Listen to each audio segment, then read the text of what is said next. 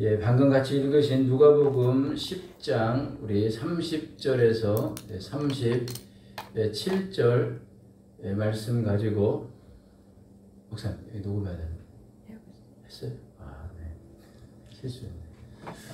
누가복음 10장 30절에서 37절 말씀 가지고 구도를 깬 선한 사마리아인이라고 하는 제목으로 여러분들과 같이 말씀을 나누도록 하겠습니다. 두 은둔자가 은수자라고 이렇게 할 수 있습니다.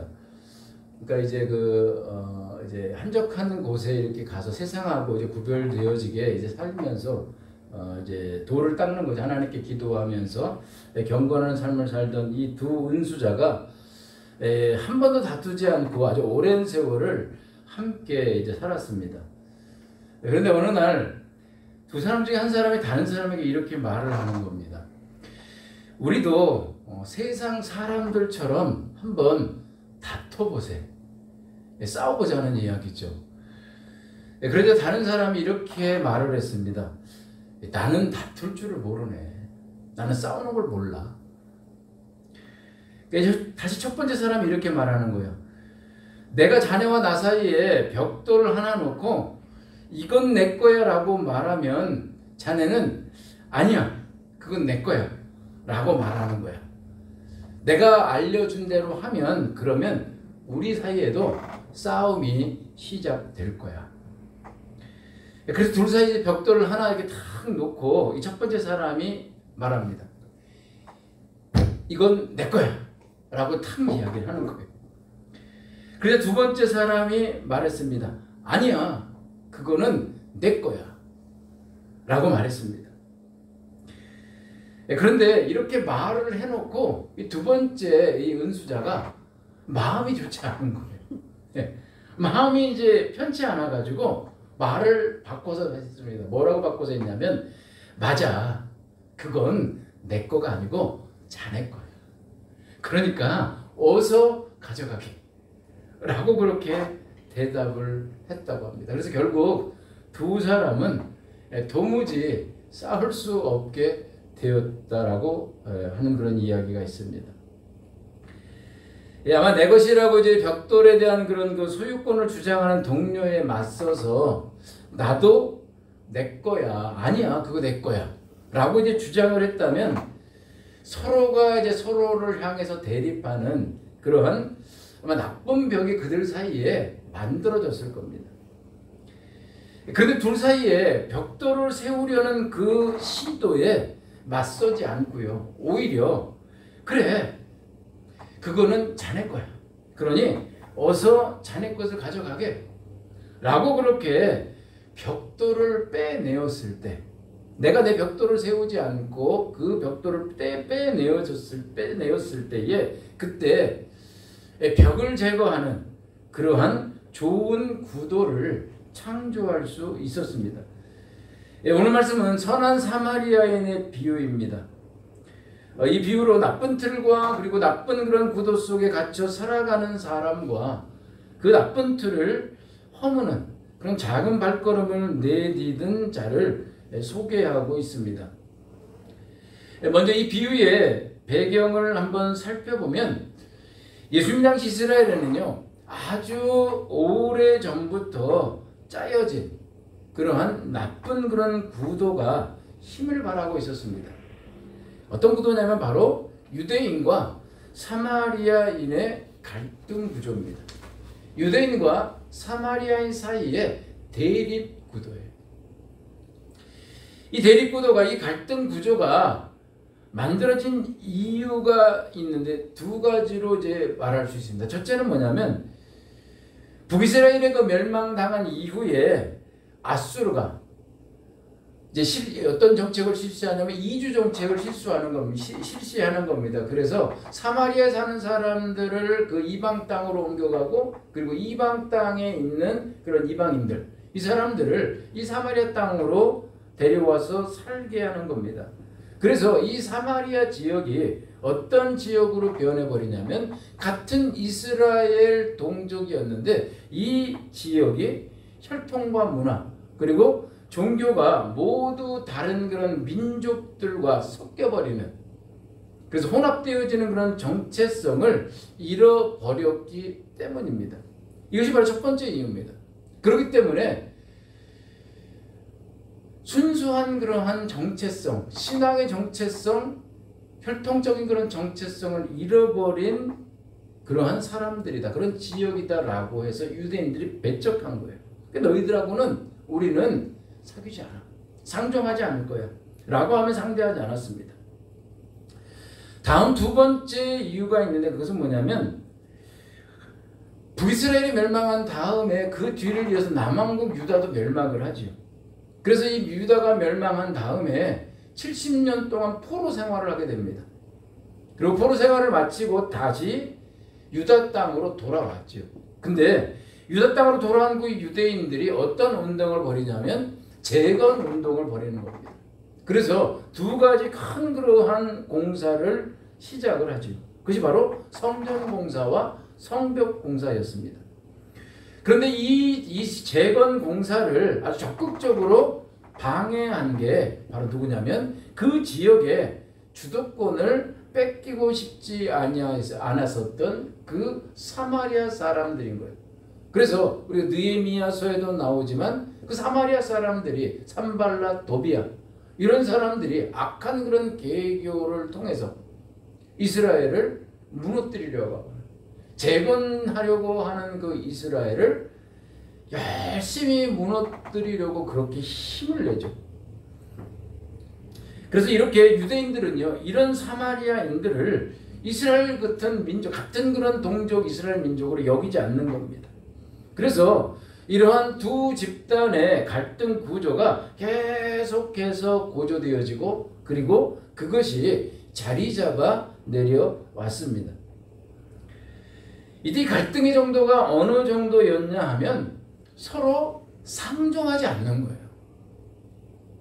즉 서로 말을 섞지 않았습니다. 이렇게 마주하고 바라보더라도 말을 섞지 않는 거예요. 인사도 안 하는 거예요. 그리고 거래도 하지 않습니다. 그리고 심지어 지역적으로도 배척을 해서 어떻게 하냐면 땅을 밟지 않아요. 그래서 가까이 갈 수 있어요.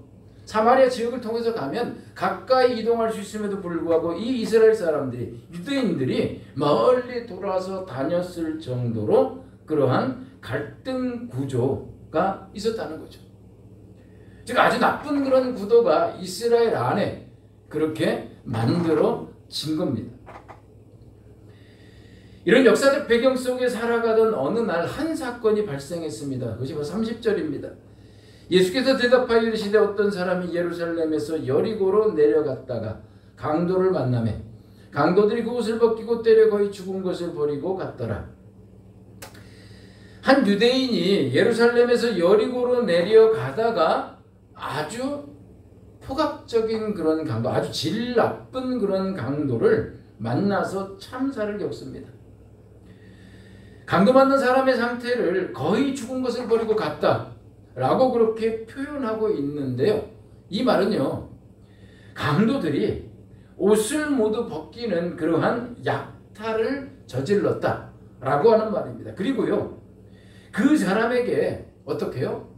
약탈을 하는 것뿐만 아니라 가지고 있는 모든 것을 빼앗은 것만이 아니라 죽음에 이를 정도의 폭력을 가한 상태입니다. 그냥 물건만 빼서 가면 되는데 그 사람을 때려가지고 구타해서 거의 죽을 정도의 상태까지 만들어버린 거예요. 얼마나 질이 나쁜 사람들인지 알 수 있죠. 그리고 거기에다 하나를 더 합니다. 그게 무엇이냐면 이렇게 거의 죽을 정도로 이제 폭력을 행사해 놨잖아요. 근데 그 쓰러져 있는, 그 맞아서 거의 죽음 지경까지 가 있는 그 사람을 어떻게 하냐면 버려버리는 거예요. 아무 조치를 취하지 않아요. 그 사람이 죽든 말든 전혀 신경 쓰지 않은 채 버려두고 가버렸다라고 하는 겁니다. 그것을 말하고 있는 겁니다. 즉 혼자 힘으로 어떻게 해볼 수 없는 그런 상태, 누군가의 도움이 정말 절박하게 필요한 아주 위중한 그런 상황이 발생했습니다. 이처럼 누군가의 도움을 절실히 필요로 하는 아주 위급한 그런 상황 앞에서 제사장과 레위인은 그 나쁜 벽을 허물지 않습니다. 그 사회에 나쁜 그런 구도를 손대지 않는 거예요. 그것이 바로 31절, 32절입니다. 마침 한 제사장이 그 길로 내려가다가 그를 보고 피하여 지나가고 또 이와 같이 한 레위인도 그곳에 이르러 그를 보고 피하여 지나가되. 여러분, 제사장의 주요 임무는 무엇이냐면 백성들을 위해서 성전에서 하나님께 희생 제물을 드려서 제사하는 일입니다. 즉 제사장은 하나님과 그 인간 사이에 그 중간적인 그런 위치에 서 있는 사람들이에요. 그래서 가로막혀 있는 그런 벽들을 허무는 그런 화해와 평화자의 직무로 부름받은 사람들이 제사장입니다. 그리고 레위인은 제사장과 마찬가지로 어떻게 해요? 하나님과 그리고 백성에게 봉사하기 위해서 선별된 그런 지파의 사람입니다. 뿐만 아니라 이들은요, 유대의 그 종교적인 그 특권층에 속한 사람들이에요. 제사장 레위인들이. 그렇기 때문에 이 사람들은 모든 사람들의, 그 이스라엘 사람들의 대표성을 띠고 있는 그런 사람들이기 때문에 모범을 보여야 했다는 겁니다. 그리고요, 이 제사장과 레위인 모두는 하나님의 말씀에 대해서 다른 일반 백성들보다 아주 잘 알죠. 특별히 레위기서 19장 18절에 명시되어 있는 사랑의 계명을 누구보다 더 잘 알고 있었고, 그리고 더 잘 지켜야만 하는 사람들이었습니다. 거기에 보면 이웃을 사랑해라 라고 하는 하나님의 말씀이 아주 명확하게 나와 있어요. 이렇게 이웃을 사랑해야 된다라고 하는 것에 대해서 정말 잘 알고 있었던 그런 사람들. 그렇기 때문에 누구보다도 앞서서 그 하나님의 말씀을 삶 속에서 실천해야 될 사람들이 제사장과 레위인이었습니다. 그런데요, 이처럼 사회를 선도해 나갈 수 있는 그런 사회적인 그런 위치에 있었을 뿐만 아니라 그러한 역량을 충분히 갖고 있었던 이 제사장과 레위인은요, 어떻게 하냐면 하나같이 강도 만나 죽어가는 자에게 아무런 도움도 주지 않은 채 외면하고 떠나버렸습니다. 특히나 지금 강도 만나서 죽어가는 사람이 누구냐면 그들이 평소 상종하지 않던 원수지간으로 지내던 그런 사마리아인도 아니었고요. 그리고 멸망당해야 된다 라고 그렇게 그들이 생각했었던 이방인도 아닙니다.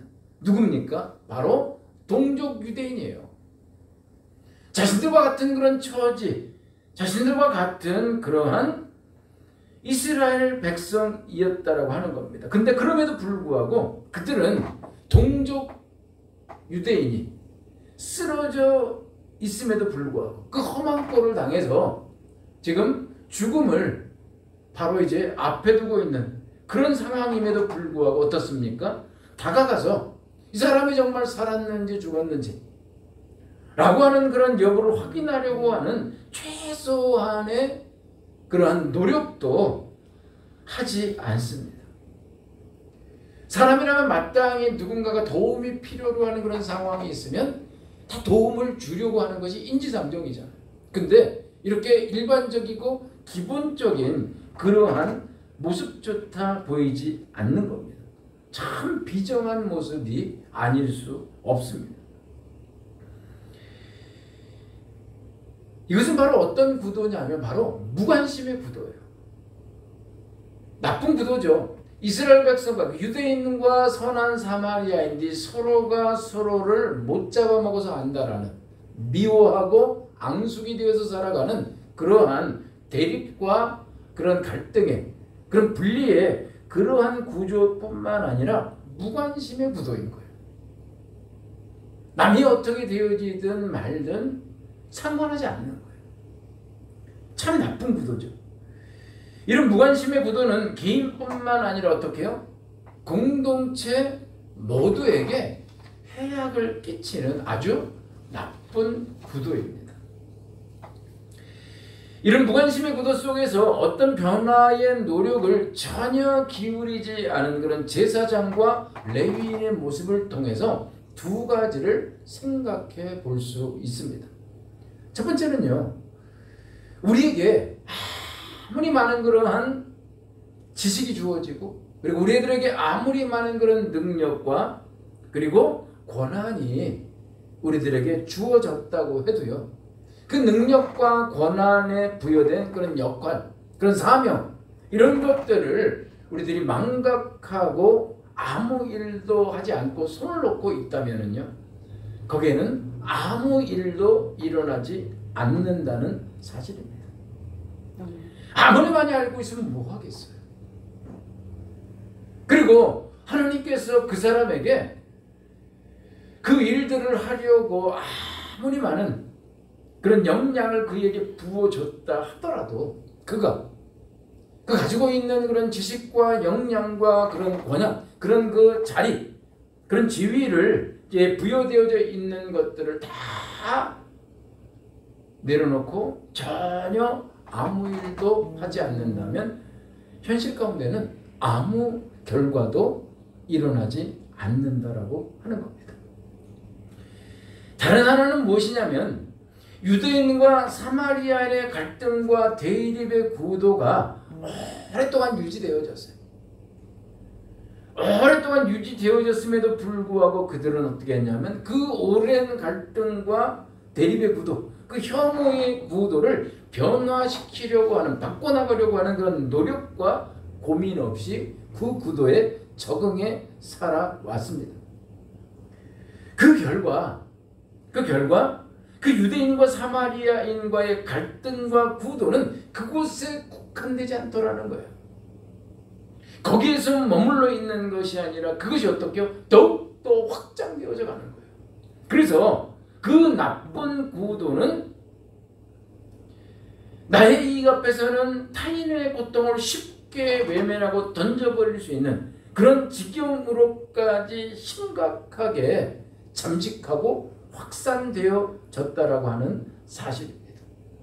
그래서요, 유대인과 사마리안 사이에 형성되어져 있었던 그 나쁜 구도는, 그 나쁜 구도를 깨트리려고 노력하지 아니했을 때 그 나쁜 구도는 점차 확장이 되어져서 같은 동족 간에도 무관심의 그런 또 다른 나쁜 구도를 낳게 만들더라라고 하는 사실입니다. 그런데 이어서 등장하는 사마리아인은요, 제사장과 레위인과는 다르게 나쁜 구도를 허무는 그런 작은 실천으로 걸어갑니다. 그것이 바로 33절과 35절입니다. 어떤 사마리아 사람은 여행하는 중 거기 이르러 그를 보고 불쌍히 여겨 가까이 가서 기름과 포도주를 그 상처에 붓고 싸매고 자기 짐승에 태워 주막으로 데리고 가서 돌보아 주니라. 그 이튿날 그가 주막 주인에게 데나리온 2를 내어주며 이르되 이 사람을 돌보아 주라. 비용이 들면 더 들면 내가 돌아올 때에 갚으리라 하였으니. 사마리아인은요, 지나가다가 강도 만나 죽어가는 사람을 보았고요, 그 사람이 유대인이라는 것을 알았습니다. 그러면 사마리아인은 그 상황에서 어떻게 해요? 그냥 벌떡 일어나서 자신의 길을 그냥 갈 수 있는 그러한 처지에 있었고요. 그리고 그렇게 했을 때 사회적으로 덜 비난받을 수 있었습니다. 근데 사마리아인은 어떻게 해요? 그 사람을 보고 불쌍히 여겼습니다. 여기서 불쌍히 여겼다라고 하는 것은 민망히 여기고 치긴히 여겼다라고 하는 그런 말이에요. 마음으로 정말 불쌍하다.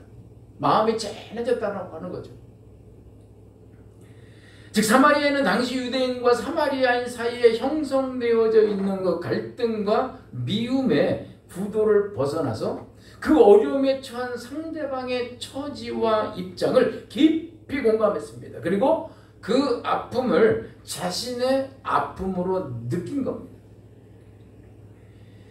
이처럼요, 내 입장에만 서 있는 것을 끝까지 고수하지 않아요. 그리고 상대방을 내 적이라 할지라도, 내 원수라 할지라도 그 상대를 수용할 수 있는 그런 마음을 가질 때, 그럴 때 형성되어져 있는 그 견고한 갈등의 구도를 허무는 그런 벽돌 한 장을 빼내는 것이 됩니다. 아멘. 이게 얼마나 강력한 건지 모릅니다.